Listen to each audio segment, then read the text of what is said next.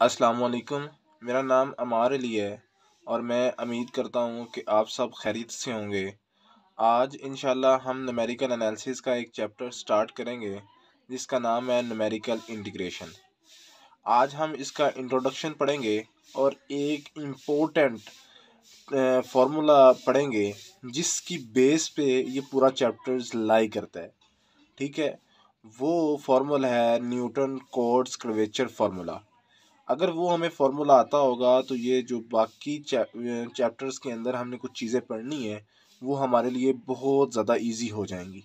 ठीक है, सबसे पहले हम इसका इंट्रोडक्शन पढ़ेंगे और उसके बाद इसको स्टार्ट करते हैं। अब हम चैप्टर को स्टार्ट करते हैं। सबसे पहले हमारे पास डेफिनेशन है, हम इसको देखते हैं।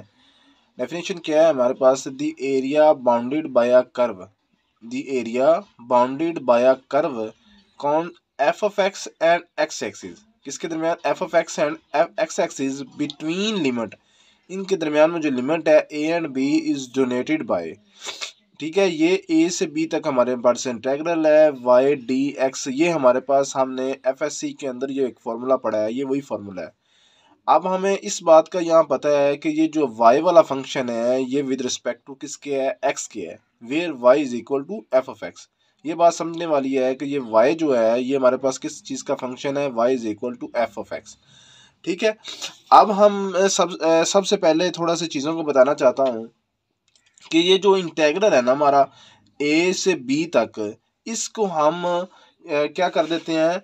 इसको हम इक्वल स्पेस डाटा के अंदर कन्वर्ट कर देते हैं। क्या कर देते हैं?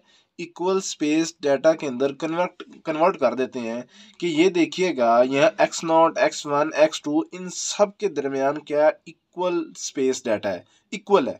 ठीक है, और दूसरी चीज़ हमें इस बात का ये पता है कि ये देखिएगा कि यहाँ एक्स नोट है तो X naught is equal to किसके बराबर है? हमारे पास ए के बराबर है। और जो हमारे पास एक्स एन है वो एक्स एन किसके बराबर है? हमारे पास X N is equal to है हमारे पास बी के बराबर। किसके बराबर? बी के बराबर। अच्छा जी, अब हमें इस चीज़ का तो पता है, मैं इस चीज़ का पता चल गया कि ये जो हमारे पास ये जो लाइन है ये इंटेग्रल है। ये इंटेग्रल को मैंने क्या कर दिया है? इक्वल स्पेस डाटा के अंदर कन्वर्ट कर दिया है। अब क्या इसका फ़ायदा क्या है कि इन दोनों के दरमियान में जो हमारे पास डाटा है वो इक्वल है, इन दोनों के दरमियान में इक्वल है, इन दोनों के दरमियान में इक्वल है। मतलब इनका जो इक्वल स्पेस डाटा है हम इसके अंदर इसको कन्वर्ट कर देते हैं, इन सब के दरमियान में इक्वल स्पेस है। उसको हम शो करते हैं एज के साथ। किसके साथ शो करते हैं? एज के साथ शो करते हैं। वो क्या होगी? वो हमारे पास होता है B minus A divide by H, sorry divide by N, divide by N. तो B minus A divide by N, ये एन इक्वल पार्ट्स में हम इसको डिवाइड कर देते हैं। तो ये हमारे पास जो इसका स्टेप साइज है इसको हम स्टेप साइज भी बोलते हैं। एज को हम क्या बोलते हैं? एज को हम स्टेप साइज भी बोलते हैं, स्टेप साइज भी बोलते हैं। ठीक हो गया।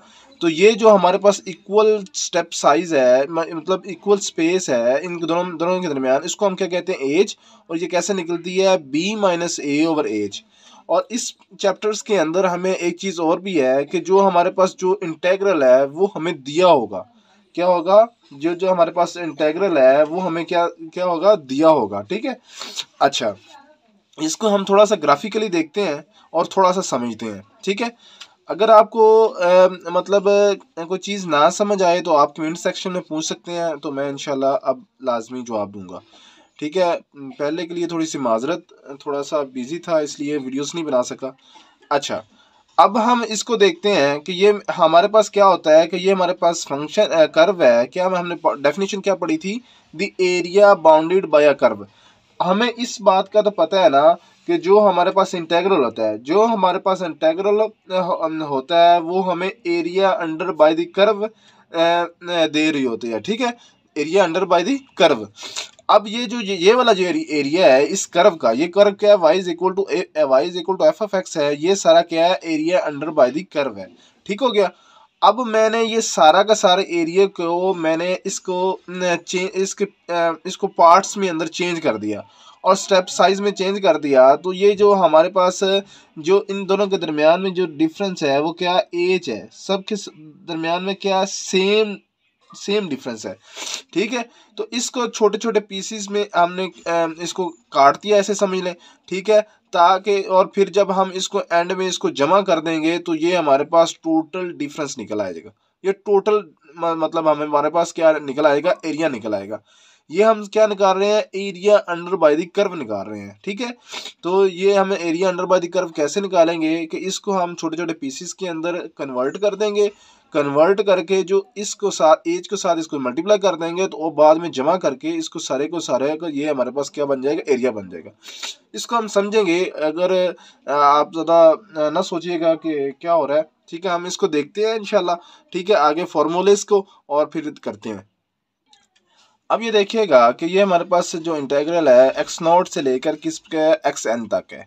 हमें इस बात का तो पता है ना कि जो हमारे पास हमने पहले भी पढ़ा है कि जो हमारे पास क्या होता है, एक मिनट ठहरिएगा। अब ये देखिएगा कि हमें इस बात का तो पता है ना कि हमारे पास जो एक्स नोट है वो किसके बराबर है, ए के बराबर है।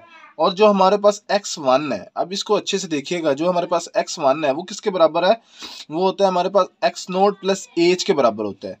इसी तरह जब वो हमारे पास एक्स टू है वो किसके बराबर होगा, x naught plus two H के। इसी तरह जब एक्स थ्री है वो किसके बराबर होगा, x naught plus three H के, ठीक है। ये हमने पहले भी पढ़ा है। तो इसी तरह सॉन जो हमारे पास एक्स एन है वो किसके बराबर होगा, X naught plus N H, ठीक हो गया। अब इसमें एक चीज़ और देख लीजिएगा, इसके थोड़ा सा रिलेटेड ही है कि जो हमारे पास, चलो वो बाद में देख लेंगे हम। अब हम फॉर्मूले की तरफ देखते हैं। फॉर्मूला क्या है हमारे पास, देखिएगा इंटेग्रल है एक्स नोट से लेकर एक्स एन तक। एक्स एन क्या हमारे पास होता है, X naught plus N H होता है, तो मैं इसको X naught plus N H भी लिख सकता हूँ। ये जो y की जगह हमने क्या कह दिया था कि वो y है वो हमारे पास फंक्शन किस चीज़ का, एफ ऑफ एक्स का फंक्शन है, x का फंक्शन होता है, ठीक है। तो साथ dx आ गया। अब हमने इसको पुटिंग कर देना है, जो x है इस x की जगह x note plus P H put कर देना है, x note plus P H put कर देना है। इसको इसकी वजह क्या है पुट करने की, वो भी मैं बताता हूँ। X naught plus P H कर दिया तो जब इसका डेरिवेटिव लिया डी एक्स आ जाएगा और इस पर एक्स नॉट का जीरो आ जाएगा, और ये जो एच है ये वैसे साथ आ जाएगा, और ये इसका पी के साथ डेल पी आ जाएगा, ठीक हो गया। हमें इस बात का पता है कि जब हम x की वैल्यू चेंज करें तो जो हमारे पास इंटेग्रल होता है वो भी चेंज होता है, वो भी जो हमारे पास इंटेग्रल होता है वो भी हमेशा चेंज होता है। तो जब हमने इसकी x की वैल्यू को चेंज कर दिया तो इट मींस दैट कि वो हमारे पास जो इंटेग्रल है वो भी चेंज होगा। अब इंटेग्रल को कैसे चेंज करना है, ये देखिएगा। पहले हमने x की जगह क्या पुट कर देना है, एक्स नॉट पुट कर देना है। अब देखिएगा अगर मैं इसकी जगह एक्स नॉट पुट कर दूं तो ये एक्स नॉट और ये एक्स नॉट कट जाएगा और P H is equal to zero आ जाएगा, P H is equal to zero आ जाएगा। और जो हम मैंने तो निकालनी है पी की वैल्यू, क्या है मैंने निकालनी है पी की वैल्यू, क्योंकि मैं इस सारे इंटेग्रल किसके अंदर चेंज कर रहा हूँ, पी के अंदर चेंज कर रहा हूँ। तो इसके लिए मैंने क्या वैल्यू, इसलिए वैल्यू निकालनी है पी की। जब मैं पी की वैल्यू निकालूंगा तो एच इधर डिवाइड हो जाएगा तो P is equal to zero हो जाएगा, ठीक है। इस तरह के X naught is equal to X naught plus P H, ठीक हो गया। तो ये एक्स नॉट से कट गया, P H is equal to zero और P is equal to zero, इसलिए ये पी इज इक्वल टू क्या आ गया हमारे पास, जीरो आ गया। इसी तरह अब हमने अपर वैल्यू पुट करनी है, पहले लोअर लिमिट पुट की थी एक्स की जगह, अब अपर लिमिट पुट करनी है। तो अपर लिमिट हमारे पास क्या है, X is equal to X naught plus N H है। तो देखिएगा जब हम इस एक्स की जगह X naught plus N H put करेंगे तो क्या आंसर आएगा हमारे पास, X naught plus P H वैसे ही आ गया। ये देखिएगा ये एक्स नॉट से कट गया, क्या बच गया, N H is equal to P H, ये एच ए से कट गया, P is equal to N, P is equal to क्या आ गया हमारे पास, एन आ गया। इट मीन्स दैट कि लोअर लिमिट क्या होगी हमारे पास, जीरो, और अपर लिमिट अब क्या होगी हमारे पास, पी। तो ये देखिए सॉरी पी नहीं एन, ठीक है। तो देखिएगा जीरो और एन आ गया, एफ वैसे ही आ गया, और एक्स की जगह मैंने क्या पुट कर दिया, x naught plus P H. तो डी एक्स की जगह क्या अब आ जाएगा, एच डी पी आ जाएगा, क्या आ जाएगा, एच डी पी। तो इसी तरह एच बाहर आ गया हमारे पास और F of x naught plus P H. अब ये एक चीज़ देखिएगा, यहाँ पे मैंने F of x naught plus P H को वाई पी के अंदर चेंज कर रहा हूँ। जैसे मैंने पहले भी बताया था कि y की जगह हमने क्या लिखा था, F of x naught plus H लिखा था ना, इस x की जगह क्या लिखा था, x naught plus P H लिखा था। तो इसी तरह अब इस पी ये क्या किसके लिहाज से था, एक्स के लिहाज से, इसको पी के लिहाज से कर रहा हूँ तो ये क्या आ जाएगा, वाई पी आ जाएगा, क्या आ जाएगा, वाई पी डी पी आ गया, ठीक हो गया। अब मैंने क्या कर देना है, अब हमने दो फॉर्मूलेस पहले से पढ़ रखे हैं, अगर आपको ना समझ आए तो आप मुझसे पूछ लीजिएगा, मैं इसके बारे में वीडियो बना दूंगा। हम दो फॉर्मूले पढ़े हैं, न्यूटन फॉरवर्ड डिफरेंस ऑपरेटर्स और न्यूटन बैकवर्ड। अब न्यूटन फॉरवर्ड और न्यूटन बैकवर्ड ये हमें क्या बताता है, न्यूटन फॉरवर्ड का हमें पता है कि वो फॉर्मूला क्या होता है और न्यूटन बैकवर्ड का क्या होता है। इसमें मैंने जो यूज़ किया है वो हमने रिप्लेस किया है न्यूटन फॉरवर्ड के अंदर। जब मैं न्यूटन फॉरवर्ड के अंदर ये वाई पी को चेंज करूंगा तो Y naught plus P del Y naught plus P P minus one over two का factorial del square Y naught P P minus one P minus two over three का factorial del five Y naught. अब हमें इस बात का पता है कि ये जो मेरे पास इंटेग्रल है ये विद रिस्पेक्ट टू किसके है, पी के है। तो जब मैं इसकी इंटीग्रेशन करूंगा, ठीक है, जब मैंने ये देखिएगा पी, अब मैंने कुछ ना मल्टीप्लिकेशन कर दी है ताकि वो नीचे जब हम इंटीग्रेशन लें तो वो थोड़ा सा इजी हो जाए। तो ये पी का स्केयर आ गया और पी माइनस पी आ गया, इसी तरह पी स्केयर माइनस और पी आ जाएगा। इसको मैंने इसको सबको मल्टीप्लाई करके ये आंसर निकाला है, ठीक है, आप कर लीजिएगा, अगर कोई पूछने वाली बात हो तो आप पूछ लीजिएगा। अच्छा, अब देखिएगा कि मैंने इस सारे को केस में मैंने अब इसको चेंज करना है, इसके अंदर इंटेग्रल मतलब इंटेग्रल अप्लाई करना है। जब इसके साथ इंटेग्रल अप्लाई किया तो वाई नॉट के साथ क्या आ जाएगा, पी आ जाएगा। इस पी के साथ जब इंटेग्रल अप्लाई किया तो पी स्केयर ओवर टू आ जाएगा। अब ये वन ओवर टू फैक्टोरियल वैसे लिख लिया है, ये पी स्केयर के साथ जब करूंगा तो पी क्यूब ओवर थ्री आ जाएगा। इस तरह माइनस पी है तो minus P square over two आ जाएगा। इसी तरह वन ओवर थ्री फैक्टोरियल वैसे ये पी क्यूब, ये पी थ्री है तो पी फोर ओवर फोर, मतलब सिर्फ मैंने इसके अंदर इंटेग्रल अप्लाई किया है, ठीक है। इसी तरह minus P square over three P के ओवर, अब इसको देखिएगा ये मैंने सिर्फ इंटेग्रल अप्लाई किया और कुछ भी नहीं किया, ये कुछ थ्री थ्री से कटता था और ये टू इस टू से कटता था, ठीक है। तो सिंपली मैंने इसके अंदर ये वैल्यूज आ गए हमारे पास।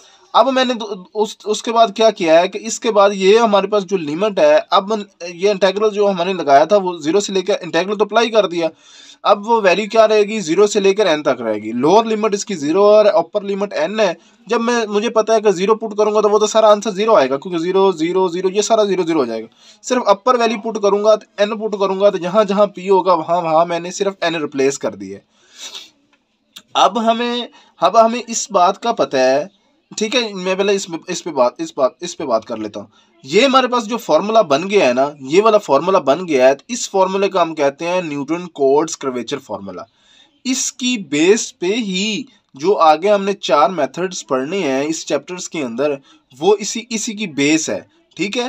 ट्रेपेज़ॉइडल रूल हो गया, वेडल्स रूल हो गया, ठीक है, और कुछ दो रूल्स हैं हम वो भी पढ़ेंगे, वो इसको ही बेस बनाता है। ये बेस है हमारी, इसको अच्छे से समझ लीजिएगा, फिर हम वो भी इंशाल्लाह बहुत इजी है, वो जल्दी से हो जाएगा। अब एक चीज़ रहेगी बताने वाली, ये जो हमें जो इंटेग्रल है ना, वो जो क्वेश्चंस के अंदर हमें बताएगा उसके बारे में हमें पता होगा कि वो जो हमें क्या कहता है कि वो एन के वैल्यू हमें क्या देता है। ट्रेपेज़ॉइडल रूल में क्या है, सम्सन वन ओवर थ्री में रूल में क्या है, Simpson three over eight over rule में क्या है, या वेडल्स रूल में क्या है, या कुछ और जो रूल्स हैं।